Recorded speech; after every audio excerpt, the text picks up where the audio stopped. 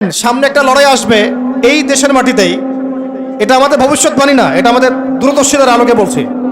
একটা তো লড়াই দেখছেন প্রকাশ্য কুফুরির সাথে তাওহীদের লড়াই। একটা লড়াই দেখছেন না, প্রকাশ্য কুফুরির সাথে কিসের লড়াই?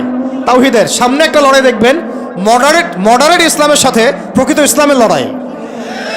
নতুন একটা ব্যাটল দেখবেন সমাজের মধ্যে চলবে, কথায় কলমে, টকশোতে, ময়দানে, ওয়াজ মাহফিলে, সব জায়গায় দেখবেন একটা নতুন ব্যাটল সামনে আসবে। মডারেট ইসলাম মানে সুশীল মার্কা ইসলাম, বুঝেন নাই? সুশীল মার্কা পশ্চিমা আদলের এক ইসলাম, পশ্চিমাদের সন্তুষ্টি মানে সাধনকারী ইসলাম, এবং যে ইসলামটাকে ওরা প্রমোট করবে এর সাথে একটা লড়াই দেখা যাবে যারা নবী মুহাম্মদ সাল্লাল্লাহু আলাইহি ওয়াসাল্লাম এবং সাহাবীদের সেই সিরাতের আদলের ইসলাম মানে। এইটার সাথে একটা কনফ্লিক্ট সামনে দেখবেন, আপনারা দেখে নিয়েন ইনশাআল্লাহ। কারণ আমরা খুব গভীরভাবে অবজার্ভ করছি বিষয়গুলো, যে যারা এতদিন পর্যন্ত সুযোগ সন্ধানী ছিলেন তারা এখন মডারেট ইসলামের দীক্ষায় দীক্ষিত হচ্ছেন। এই ইসলাম দিয়ে আল্লাহর জমিনে দিন কায়েম হবে না। ইসলামে আল্লাহর জমিনে দিন কায়েম করতে হলে সাহাবীদের ইসলাম নিয়ে আসতে হবে বাংলার জমিনে। আর সাহাবীদের ইসলাম শুধু আমর বিল মারুফের ইসলাম ছিল না, এখানে নাহি আনিল মুনকারও ছিল।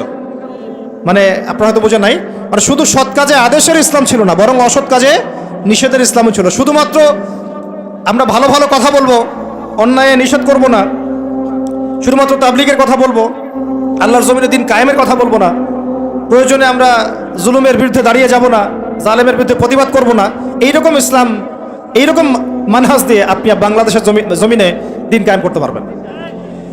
এখন কথা হচ্ছে, অনেক গভীরে চলে যাচ্ছি। যুবক ভাইদেরকে বলছিলাম যে নামাজের সাথে তেলাওয়াত ধরে রাখেন, আজকার ধরে রাখেন, ওলামা ইকরামের সোহবত ধরে রাখেন, এবং প্রকৃত ইসলাম আর এই protestant version of Islam, moderate Islam, এর পার্থক্য বোঝার চেষ্টা করবেন। ইসলাম শিখবেন আল্লাহ, তার রাসূল এবং সাহাবীদের কাছ থেকে। ইসলাম আমাকে পশ্চিমাদের কাছ থেকে শিখতে হবে না, ভারতের কাছ থেকে শিখতে হবে না, এই সুশীলদের কাছ থেকে শিখতে হবে না, এই মোনাফেক মার্কা বুদ্ধিজীবীদের কাছ থেকে শিখতে হবে না। ইসলাম শিখবো কোত্থেকে? সাহাবীদের কাছ থেকে। কাদের কাছ থেকে? এবং সিরাত থেকে আমি দলিল নিব। কোত্থেকে দলিল নিব? সিরাত থেকে, কোরআন থেকে এবং সুন্নাহ থেকে আমি দলিল নিব। আমি পশ্চিমাদের থেকে দলিল নিব না। একটা বিষয়ে স্পষ্ট মনে রাখবেন, ওরা যে ইসলামটাকে প্রমোট করবে নিঃসন্দেহে সেই ইসলামের মধ্যে আব্দুল্লাহ বিন উবাইয়ের একটা মানহাজ থাকবে। ওদের ইসলামের সাথে আব্দুল্লাহ বিন উবাইয়ের মানহাজ জড়িত থাকবে। খবরদার এই ট্র্যাপে পা দিবেন না, আল্লাহ পাক আপনাদেরকে হেফাজত করেন, আমিন। এরপরে আসেন যে পয়েন্টটা নিয়ে আমি এদিকে চলে আসছি, যে আমাদের সমাজের এই সংকটগুলা, যে বড় বড় লেভেলের সংকটগুলো, এগুলোকে যদি আমরা দূর করতে চাই তাহলে আল্লাহর কসম করে বলছি, রাষ্ট্র ব্যবস্থায় পরিপূর্ণ ইসলাম কায়েম না হওয়া পর্যন্ত আমরা পরিপূর্ণ স্বাধীনতা অর্জন করতে পারবো না। এইটা একদম নিজের মধ্যে সূরা ফাতিহার মতো মুখস্থ করে নেন। যতই আমরা জনবল দেখাই না কেন, যত মাহফিল করেন, যত প্যান্ডেল নিয়ে আসেন, হ্যাঁ, যত আপনি স্লোগান দেন, আরও তো অনেক কিছু করছি আমরা, ঠিক আছে, কাজ তো ভালো, আলহামদুলিল্লাহ, কোনো সমস্যা নাই। বাট এই কাজগুলো ভাটা পড়ে যাবে যদি উপরের লেভেলে ইসলামকে নিতে না পারি আমরা। এমনকি মসজিদের মধ্যেও আমরা স্বাধীন থাকতে পারবো না যদি আমরা রাষ্ট্র ব্যবস্থা ইসলামকে নিতে না পারি। গত 10 বছর দেখেন নাই, জুমার খুতবা কি দেওয়া হবে সেটার উপরে চাপ প্রয়োগ করা হয়েছে। ওয়াজ মাহফিলে কি বলবেন, কি বলতে পারবেন না, তার উপরে আপনাকে নজরদারি করা হয়েছে। আমরা তো এমন একটা হালতে ছিলাম যে বাসায় ঘুমালেও বাসার বাইরে ওই গোয়েন্দা সংস্থার লোকজন বসে থাকতো। কোথায় যায়, কি করে, কার সাথে ফোনে কথা বলে, কে তাকে কল দেয়, যে কল দিল তার সাথে এর কি সম্পর্ক। আমাদেরকে কল দিলে তো মানুষই বিপদে পড়তো আর কি, কল দিয়েও তারাই বিপদে পড়তো। কার সাথে দেখা করে, কে বাসায় আসতেছে, কে যাচ্ছে। এই যে একটা মনে আছে দাজ্জাল যে দ্বীপে বন্দী আছে, একটা হাদিস আছে না, একটা যে তামিম দারি রাদিয়াল্লাহু আনহু হাদিস। প্রথমে একটা প্রাণীর সাথে দেখা হয়, সেই প্রাণী জিজ্ঞাসা করে যে তোমরা কোথা থেকে আসছো, মনে আছে হাদিসটা? তো ওই প্রাণী নিজের পরিচয় দিয়েছিল কি, যে আমি জাসাস। আমি কে? জাসাসা। আমি কি? জাসাসা। আমি হচ্ছে গোয়েন্দা।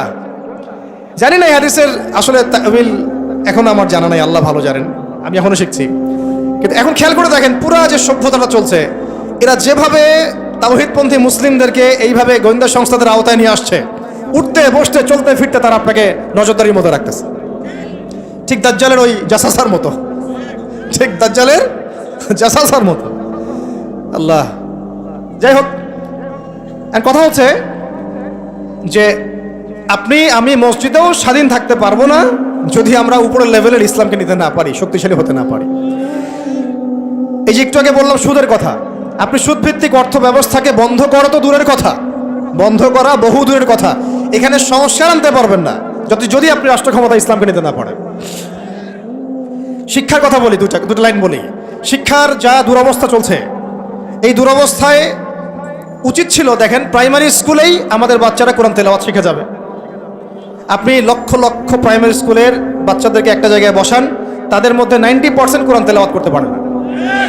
হাই স্কুলের বাচ্চারা পারে না, কলেজের বাচ্চারা পারে না, ইউনিভার্সিটির ছেলেরা পারে না, অনার্স মাস্টার্সের ছেলেরাও পারে না।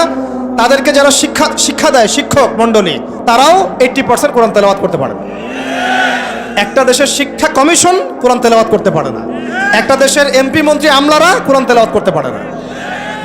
ইল্লা মাশাআল্লাহ, ইল্লা মাশাআল্লাহ। যারা শিখেছে তারা কিন্তু রাষ্ট্রীয় শিক্ষানীতির মধ্যে, সিলেবাসের মধ্যে শিখে নাই, তারা শিখেছে কোনো ওস্তাদের কাছে, হয় কোনো মক্তবে, না হলে মাদ্রাসায়। তাহলে একটা মুসলিম প্রধান রাষ্ট্রে শিক্ষা ব্যবস্থার মধ্যে কোরআন বাধ্যতামূলক নাই। তাহলে আমরা শিক্ষার মধ্যে কোরআনের ইসলামের কি দ্বৈনতা বুঝতে অসুবিধা আছে? এই সংকট কিভাবে দূর করবেন যদি আপনি ইসলামকে রাষ্ট্র ব্যবস্থায় না নেন? দাবি করলাম, আন্দোলন করলাম, মানববন্ধন করলাম, আপনাদের কি মনে হয় তারা চেঞ্জ করে দিবে? কখনোই করবে না। হয়তো বলবে ঠিক আছে, আচ্ছা ঠিক আছে, আমরা 10টা সূরা দিয়ে দিলাম পড়ুক, 20টা সূরা দিয়ে দিলাম পড়ুক, এক পারা দিলাম মুখস্থ করুক, সর্বোচ্চ দিল ধরেন। কিন্তু আমরা জানি যে এগুলো দিয়ে সাহাবাওয়ালা সেই জজবা, সেই ইমান, সেই দাওয়াত, সেই জিহাদ, সেই একামতের দিন সম্ভব না। এগুলো জাস্ট আইওয়াশ শোডাউন করা মানুষকে। জ্ঞান, ইসলামের জ্ঞান যে এত যে গভীর, মানে আমরা এখন যেটা অনুভব করি যে আমরা এই সাগরের কিনারায় দাঁড়িয়ে আছি, এখনো সাগরে নামা তো দূরের কথা, আমরা পাও ভিজাইনি এখন। এটা হলো দ্বীন ইসলামের জ্ঞানের গভীরতা। আর আমাদের 90% মুসলিমের কান্ট্রি, এখানে শিক্ষা ব্যবস্থায় ইসলাম নাই। কোরআন বাধ্যতামূলক না, হাদিস 100টা বাধ্যতামূলক না। 20 বছর পড়াশোনা করে আমাদের ভাইরা 20টা সূরাও শিখে না। এখানে ইংরেজি বাধ্যতামূলক, সায়েন্স বাধ্যতামূলক, ম্যাথামেটিক্স বাধ্যতামূলক। আর কি বলবো, বিশেষ ক্যাডার হচ্ছে কোরআন ছাড়াই। সিরাত, নবী সাল্লাল্লাহু আলাইহি ওয়াসাল্লামের জীবনী, যে নবীকে চিনে না সে আল্লাহকে চিনবে কিভাবে? সেই সিরাত আমাদের সিলেবাসে নাই। আপনি দাঁড়ান, একজন দাঁড়ায় বলেন তো যে 20 বছর পড়াশোনা করেছেন, আপনার সিলেবাসে সিরাত ছিল? একটা বই, খতামুল আম্বিয়া, সিরাতে খতামুল আম্বিয়া, পাতলা এতটুকু বই, সিরাতে খতামুল আম্বিয়া, মুফতি মোহাম্মদ শফি রাহমাহুল্লাহ লিখেছেন, এতটুকু বই। এই বইটাও কি পড়াইছে? তাহলে একটা দেশের শিক্ষা কমিশন কি করছে আসলে? এদেশের কোটি কোটি ছেলে, কোটি কোটি মেয়ে, কোটি কোটি শিশু কোরআনবিহীনভাবে শিখছে, হাদিসবিহীন শিক্ষা শিখছে, সিরাতবিহীন শিক্ষা শিখছে, ইসলামের ইতিহাস নাই, আকিদা তো বহু দূরের কথা, ফরজে আইনেরও কোনো পড়াশোনা নাই। কিন্তু এখানে আপনি শরীফও পাবেন, আরো কত কি পাবেন, এগুলো না হয় নাইবা বললাম, বলতেও খারাপ লাগে। উন্মুক্ত যৌন চর্চা ওখানে পড়ানো হচ্ছে, যৌন শিক্ষার নামে উন্মুক্ত ফ্রি সেক্সের দীক্ষা দেওয়া হয় নাই। এখন কতটুকু সংস্কার হচ্ছে আমি জানি না, নতুন করে আমি বই ঘাটি নাই। আগে 20-30 বছর আগে যাও ইসলামের কিছু ছিল, গদ্য পদ্য উপন্যাস কিছু ছিল, এগুলো আস্তে আস্তে সব উঠায় দেওয়া হয়েছে। খেয়াল করে দেখেন। তাহলে এটাকে পরিবর্তন আনার জন্যে শুধু কি মানববন্ধন যথেষ্ট হবে? ওয়াজ মাহফিলে আমি যে বলছি আমার বলাটা কি যথেষ্ট হবে? এরা শুনেও শুনবে না, দেখেও দেখবে না। আমি বলে দিচ্ছি আপনাদেরকে, যদি সেকুলাররা উপরে থাকে, এই তথাকথিত সুশীলরা, এই রাম বাম প্রগতিশীলরা, এরা এই কথাগুলো শুনে বিশ্বাসও করতে পারে, হ্যাঁ এটা সত্য কথা বলছে ছেলেটা, কিন্তু ওরা কিছুই করবে না। কারণ কিছু বললেই দুটো শব্দ, কিছু বললে নাকি ওদের আব্বু মাইন্ড করবে। আব্বু চিনেন তো? আব্বু হচ্ছে কে? আমেরিকা। হ্যাঁ, কিছু বললে কে মাইন্ড করবে? আবার কিছু বললে আম্মু নাকি বকা দিবে। আম্মু চিনেন? আম্মু কে? না, আম্মু হচ্ছে ভারত। ওদের চিন্তাটা এরকম, কিছু বলবো না, বলা যাবে না, কিছু করা যাবে না, সংস্কার করা যাবে না, কিছু বললে আব্বু মাইন্ড করবে। আব্বু কারা? পশ্চিমারা। আব্বু কারা? পশ্চিমারা। আবার এখন বলছে কিছু বললে আম্মু মাইন্ড করবে, আম্মু বকা দিবে। হ্যাঁ, আপনারা কেন মব সন্ত্রাস করতেছেন, মবক্রেসি করতেছেন? আসলো না কিছু কথা কয়দিন আগে? কিছু বললেই, মানে হুজুররা কিছু বললেই ভারত চেতে যাবে, ভারতের মিডিয়াতে তোলপাড় হবে। হ্যাঁ, বাকি আপনারা যদি আন্দোলন করেন, সংগ্রাম করেন, অভ্যুত্থান ঘটান, তাহলে কোনো সমস্যা নেই। হুজুররা বললে সমস্যা। এটার কারণ একটাই, এই পৃথিবী দুই ভাগে ভাগ হয়ে গেছে। মনে রাখবেন, এই পৃথিবী দুইটা শিবিরে ভাগ হয়ে গেছে, সামনে আরো যাবে। একটা ঈমানের শিবির, একটা কুফরের শিবির। মাঝখানে কিচ্ছু নাই। মাঝখানে কিছু মুনাফিক থাকবে, এরা কাফেরদের সাথেই থাকবে। আপনারা এই হাদিসটাও পড়বেন, শেষ জামানে যখন দাজ্জাল বের হবে, মদিনার উপকূলে সে পৌঁছাবে, দূর থেকে দেখে বলবে যে ওইটা আহমদের মসজিদ সাল্লাল্লাহু আলাইহি ওয়াসাল্লাম। আহমদ মানে কে? মুহাম্মদ সাল্লাল্লাহু আলাইহি ওয়াসাল্লাম। তো সে ওখানে যেতে পারবে না, ফেরেশতারা দাঁড়িয়ে থাকবে খোলা তরোয়াল নিয়ে, পাহারা দিবে। তো সেখানে সে আঘাত করবে আর কি। এটা ভূমিকম্প হবে। তো এই ভূমিকম্প যখন হবে, ওই ভূমিকম্পতে মদিনার মধ্যে থাকা যত মুনাফিক, এগুলো বের হয়ে দাজ্জালের বাহিনীতে যোগ দিবে।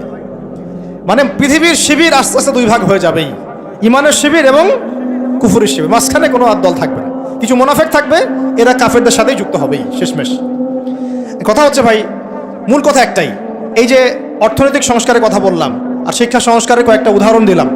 শিক্ষার এই দৈন্যতা, দুরবস্থা, 20টা বছর 30টা বছর আপনার জীবন থেকে কেড়ে নেওয়া হলো একটা চাকরির শ্বশুর দিয়ে, একটা শিক্ষিত হবেন সার্টিফিকেটের একটা কলা ঝুলাই দিয়ে আপনার জীবন থেকে 20 বছর নিয়ে নেওয়া হয়েছে। এই 20 বছরে আপনি কিচ্ছু শিখতে পারেননি ইসলামের। কিন্তু এই 20 বছর কিন্তু জীবন আর ফিরে আসবে না। 20 বছর দূরের কথা, একটা দিন চলে গেলে কি ফিরে আসবে নাকি? অথচ এই 20 বছরে আপনি মুফতি হয়ে যেতে পারতেন। আমরা আফসোস করতেছি এখন। এবং ওই সময় যে সময়টা কেড়ে নেওয়া হয়েছে, ওই সময়টা আমাদের জীবনের সবচেয়ে উর্বর সময় ছিল। ওই সময় আমাদের ব্রেন থাকতো ফটোকপি ব্রেন, একটা পৃষ্ঠা দেখলেই মুখস্থ হয়ে যায়। তখন মুখস্থ করাইছে একদম ছোটবেলা থেকেই। আমি তো শিক্ষা নিয়ে কাজ করতেছি লাস্ট 7 বছর 8 বছর হয়ে গেছে। 7-8 বছর থেকে আমি স্কুলিং করতেছি, আরও বিভিন্ন প্রজেক্টে আছি। ওদের সবগুলো বই শুরু থেকে গোড়া থেকে ঘেটেছি, আমরা ঘাটছি, এখনও ঘাটছি। একদম ছোটবেলা থেকেই বাচ্চাকে শেখায় Jack and Jill, went up the hill. আপনারা পড়ছেন না এগুলো? জনি জনি ইয়েস পাপা, এই কবিতাগুলো একদম ছোটবেলা থেকে প্লেয়ার ক্লাসে, নার্সারি ক্লাসে ওই কবিতার মধ্যে ওকে মিথ্যা শেখানো হয়। জনি জনি ইয়েস পাপা কবিতাটা দেখেন, ইটিং সুগার নো পাপা, খাচ্ছ কি চিনি খাচ্ছ, বলতেছে কি খাচ্ছি না, মুখের মধ্যে কিন্তু চিনি আছে। তাহলে ছোটবেলায় আমার বাচ্চাকে শেখানো হলো কিভাবে মিথ্যা বলতে হয়। প্রত্যেকটা জায়গায় সমস্যা আছে, প্রতিটা জায়গায় তারা সূক্ষ্ম সুকৌশলে বিষ ঢুকাই দিছে। প্রবলেমের মানে সমস্যার গোড়া যে এত গভীর, কোনটা ছেড়ে কোনটা বলবো আমরা হুঁশ পাচ্ছি না। এই জন্য পুরো মূল সমাধানের জায়গাটা বললাম, ওইটা যদি ঠিক হয়ে যায় বাকি সবগুলো ঠিক হয়ে যাবে ইনশাআল্লাহ। আর এখন বিগত প্রায় 50, 60, 70 বছর থেকে বাংলাদেশে দাওয়াতের কাজ অনেক হয়েছে আলহামদুলিল্লাহ, এখনো হচ্ছে, দৈনন্দিন হয়েই যাচ্ছে ইনশাআল্লাহ। একটা জেনারেশন তৈরি হয়ে গেছে আলহামদুলিল্লাহ, যারা আল্লাহর জমিন, আল্লাহ দিন কায়েমের জন্য জান পর্যন্ত দিতে পারবে। অতএব যেহেতু মুরব্বী কেরাম আছেন আমাদের মাথার উপরে এবং আমাদের মধ্যে এই চেতনা আছে, আমরা দাওয়াত পেয়েছি, কবুল করেছি, সত্য মিথ্যা চিনতে শিখেছি, বুঝতে শিখেছি, এখন আমার মনে হয় এটাই সবচেয়ে উত্তম সময় বাংলাদেশের জন্য ইসলামকে রাষ্ট্র পর্যায়ে নিয়ে যাওয়ার জন্য। এখন যদি আমরা পিছুপা হয়ে যাই, শিথিলতা দেখাই, বা এই অভ্যুত্থানে আমরা যদি পরবর্তী সময়ে ইসলামকে এগিয়ে নিতে ব্যর্থ হয়ে যাই, আমরা আবার 50 বছর পিছায় যাব কিন্তু। অতএব এখন আর চুপ করে বসে থাকার কোনো সুযোগ নাই। এখন প্রশ্ন আসবে যে এইটা কি রাতারাতি আপনার ঘরে চলে আসবে নাকি অর্জন করতে হয়? এটা কিন্তু রাতারাতি ঘরে আসবে না, এটা অর্জন করে ছিনিয়ে নেওয়ার বিষয়। বিষয়টা হচ্ছে সিরাত থেকে আপনি পড়েন, মক্কা থেকে আমরা যে বের হয়ে গেলাম, মদিনায় চলে গেলাম, মদিনা রাষ্ট্র কায়েম হলো, পরে 8 বছরের মধ্যে আমরা মক্কা জয় করেছি। কত বছর? এটা কি রাতারাতি হয়েছে না আমাদেরকে এর জন্য সংগ্রাম করতে হয়েছে, দাওয়াত দিতে হয়েছে, তাবলীগ করতে হয়েছে এবং জিহাদও করতে হয়েছে, সব কিছুকে একসাথে করতে হয়েছে। তারপরে 8 বছরের ব্যবধানে আমরা আবার মক্কা জয় করেছি। ঠিক একইভাবে যদি আমরা আমাদের অঞ্চলের কথা চিন্তা করি, এই অঞ্চলেও রাষ্ট্র ক্ষমতা ইসলাম রাতারাতি কি হবে না, কায়েম হবে না। আমাদেরকে আমাদের জায়গা থেকে কাজ করতে হবে। তো কাজ কি শুধু তারাই করবেন যারা ইসলামিক রাজনীতি করেন তারাই, না আপনাদের কোনো কাজ আছে নাকি প্রত্যেকটা মুসলিমের ভূমিকা রাখার সুযোগ আছে? কোনটা? আচ্ছা, আমার আপনার উপর কোনো দায়িত্ব নাই? এই সব দায়িত্ব কি ওলামায়ে কেরামদের? কিছু হলে তো অনলাইনে আপনারা খুব গালাগালি করেন, দেখি আমি মাঝে মাঝে, আলেম ওলামারা কি করে, আলেম ওলামারা কি করে, আলেম ওলামারা কি করছে, আলেম ওলামারা নাই কেন, এই শুনিয়ে উনি কেন কথা বলে না, উনি কেনই করে না। তো সব কিছু কি ওলামায়ে কেরামের কাঁধে চাপিয়ে দিচ্ছেন আপনারা? তারা কি উম্মার নবী? ওয়ারাসাতুল আম্বিয়া, কিন্তু নবী কি? তাদের উপর দিয়ে যা গিয়েছে বিগত 10-15 বছর, এটা কি আপনাদের কল্পনা তো আসবে? কল্পনা করতে পারেন যে একটা ছোট্ট ঘরের মধ্যে একটা মানুষ 3 বছর, 4 বছর, 5 বছর, 7 বছর, 8 বছর এইভাবেই কাটাচ্ছে, দিনের পর দিন, রাতের পর রাত, দিনের পর দিন, রাতের পর রাত। 3টা দিন থাকা যাবে ওখানে? সম্ভব? 3 ঘন্টা থাকা যায়? তার ওলামায়ে কেরামদের উপরে কি গিয়েছে এটা তো আপনাদের বোঝা উচিত। কেন ওলামায়ে কেরামগণ উম্মাকে বাঁচানোর স্বার্থে মাঝে মাঝে প্রজ্ঞার পরিচয় দিয়েছেন, দাওয়াতের মেহনত চালু রেখেছেন। কিছু কিছু বিষয়ে তারা কি করেছিলেন? কৌশল অবলম্বন করে উম্মাকে অন্তত ইসলামের দাওয়াতটা অব্যাহত রেখেছিলেন, এই চিন্তা করে যে অন্তত আমরা টিকে থাকি মাঠের মধ্যে, মাঠটা ধরে রাখি। অন্তত যদি আমরা সব একটা একটা করে নাই হয়ে যাই, তাহলে তো জাতিকে দাওয়াত দেওয়ার, তাবলিগ করার, নসিহত করার কেউ থাকবে না। এটা তো একটা ছিল ডিপ্লোমেসি, প্রজ্ঞা। এখনকার সময় আর ওই সময় তো এক না। কথা হচ্ছে আমাদের প্রত্যেকের উপরে ভাই দায়িত্ব বর্তাবে হবে। এখনো বহু ওলামায়ে কেরামের কাঁধে 5টা, 10টা, 20টা করে মামলা আছে।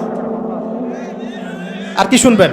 বহু ওলামায়ে কেরামের মানে আত্মীয় স্বজন মামলা মোকদ্দমার শিকার। একটা মামলা লড়ার মতো টাকাও তাদের কাছে নাই। জমি জমা, বাড়ি ভিটা বিক্রি করে দিয়ে তাদেরকে এগুলো লড়তে হচ্ছে, এখনও লড়তে হচ্ছে। দেশে অনেক কিছু হচ্ছে অভ্যুত্থানের পরে। ওলামায়ে কেরামদের কিন্তু প্রতি সুদৃষ্টি এখন পর্যন্ত আসে নাই। আমাদের প্রতি সুদৃষ্টি কিন্তু এখনো তারা দেন নাই।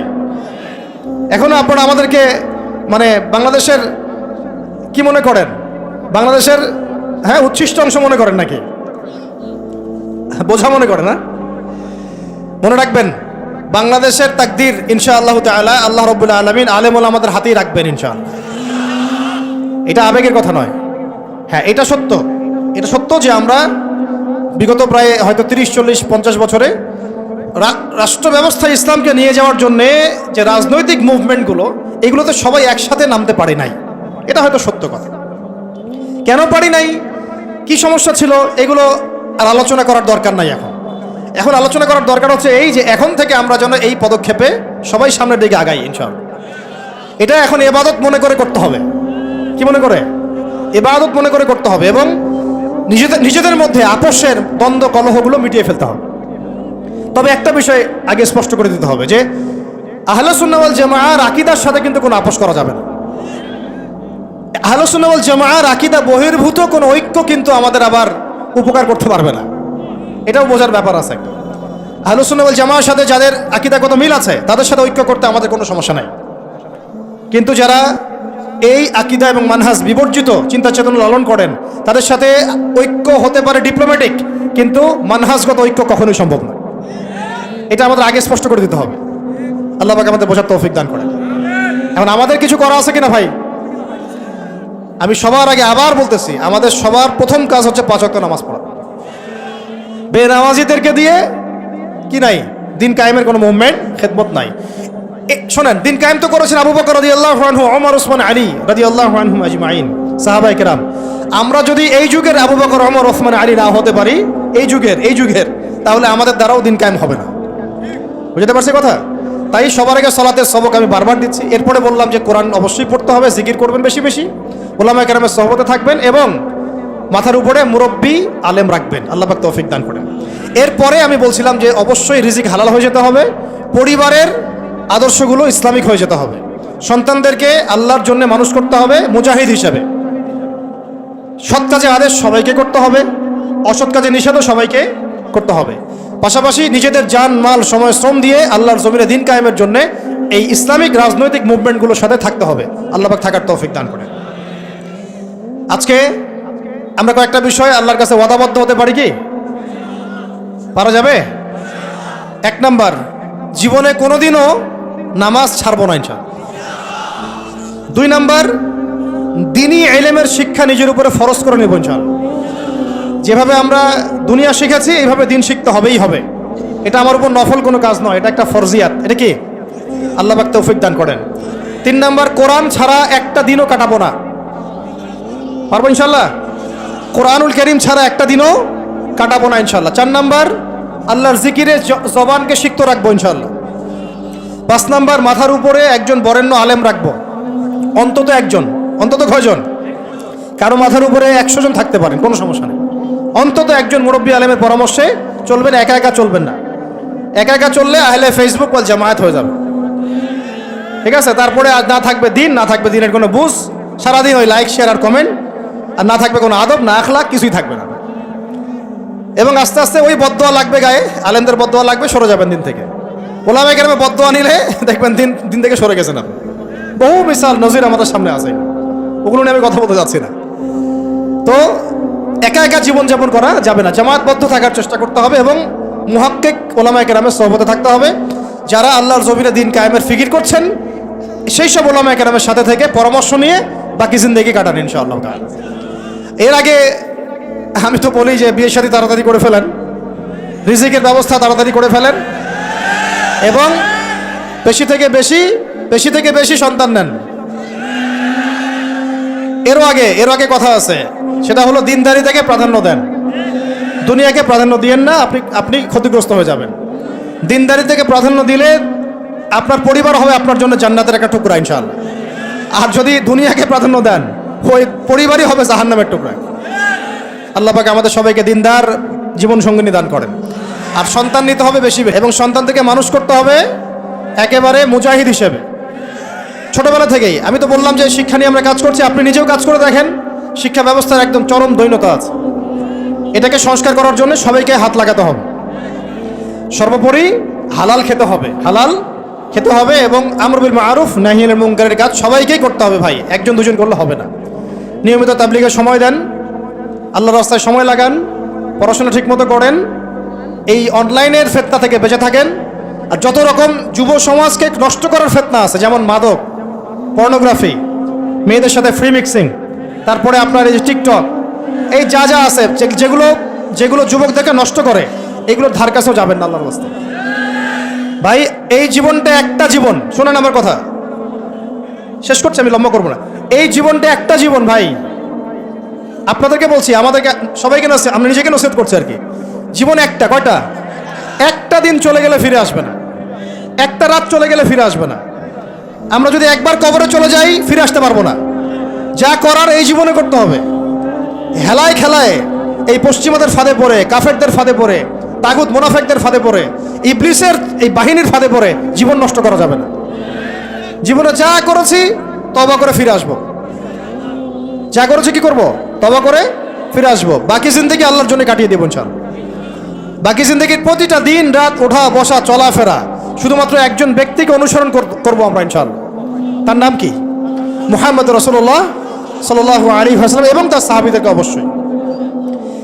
এছাড়া আমাদের সামনে আর কিচ্ছু নাই, আর কোনো রাস্তাও খোলা নাই। আমাদেরকে বুঝতে হবে আল্লাহ পাক এই দুনিয়াতে আমাদেরকে তার ইবাদত করার জন্য পাঠিয়েছেন। আল্লাহ পাক দেখতে চান আমলে কেউ আহসান, আল্লাহ পাক দেখতে চান আইয়ুকুম আহসানু আমালা। আল্লাহ পাক সাফল্য বলতে তাই বুঝিয়েছেন, ফামান যুহজিহা আনিন নার ওয়া উদখিলাল জান্নাতা ফাকাদ ফাজ। ওইটাই সাফল্য, দুনিয়ার সাফল্য চিরস্থায়ী নয়। আল্লাহ পাক আমাদের তরুণ ভাইদেরকে কবুল করেন, আমিন। নিজেদের জান মাল সময় শ্রম ব্যয় করে উজাড় করে আল্লাহর জমিনে দিন কায়েমের মেহনতে আমরা আত্মনিয়োগ করবো ইনশাআল্লাহ।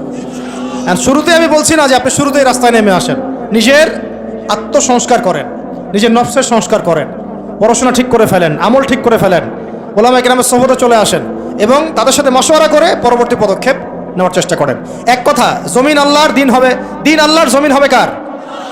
এই দিন আল্লাহর, জমিন আল্লাহর, বিধান চলবে কার?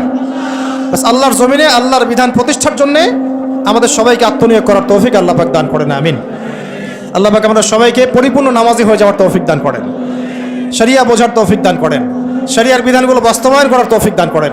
আল্লাহ পাক ইসলামকে রাজনৈতিক ক্ষমতায় নিয়ে যাওয়ার তৌফিক দান করেন। আল্লাহ পাক আল্লাহর জমিনে আল্লাহর বিধানগুলো কায়েম করে ফেলার তৌফিক দান করেন। আসন্ন রমজানে আল্লাহ পাক আমাদের সবাইকে সুস্থ রাখেন, সবাইকে নিরাপদে রাখেন এবং সমস্ত রোজাগুলো হক আদায় করে করার তৌফিক দান করেন। আল্লাহ পাক আমাদের সবাইকে কোরআনওয়ালা বানায় দেন, সুন্নাহওয়ালা বানায় দেন, সাহাবায়ে কেরামের মানহাজে দিন কায়েমের তৌফিক দান করেন, সিরাত মুখস্থ করে ফেলার তৌফিক দান করেন।